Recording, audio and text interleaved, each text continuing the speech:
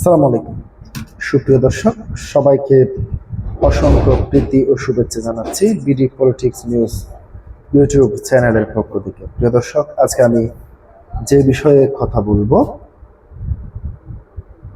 সেনাপ্রধান ওয়াকারুজ্জামান বিশ্ব শান্তি প্রতিষ্ঠায় বাংলাদেশ এখন স্বীকৃত গ্রহণযোগ্য না, এই ধরনের বক্তব্য দিয়েছেন।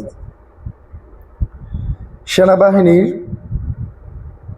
শান্তি প্রতিষ্ঠায় বাংলাদেশ এখন একটি স্বীকৃত ও অত্যন্ত গ্রহণযোগ্য নাম বলে মন্তব্য করেছেন সেনাবাহিনী প্রধান জেনারেল ওয়াকারুজ্জামান। তিনি বলেন, জাতীয় সংঘের আহ্বানে সাড়া দিয়ে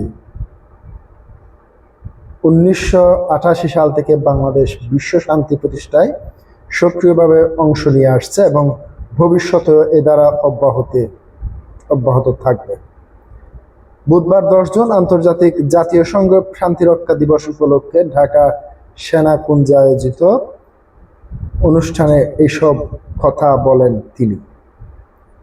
জেনারেল ওয়াকারুজ্জামান বর্তমানে বিশ্বের বিভিন্ন দেশের 9টি শান্তিরক্ষা মিশনের বাংলাদেশ সেনাবাহিনীর 3608 জন, নৌবাহিনীর 302 জন, বিমান বাহিনীর 267 জন এবং পুলিশের 35 জন সদস্য, মোট 4112 জন শান্তিরক্ষী দায়িত্ব পালন করছেন। পুরুষ সদস্যদের পাশাপাশি নারী শান্তিরক্ষীরাও অগ্রণী ভূমিকা পালন করে যাচ্ছেন জানিয়ে সেনাপ্রধান বলেন, বাংলাদেশের সশস্ত্র বাহিনী এবং পুলিশের মোট 3905 জন নারী শান্তিরক্ষী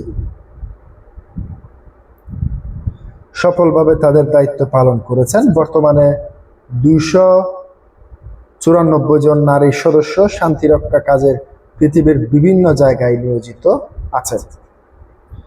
সেনাপ্রধান বলেন, বর্তমানে বিশ্বে শান্তিরক্ষা মিশনের প্রকৃত চ্যালেঞ্জ দ্রুত পরিবর্তিত হচ্ছে।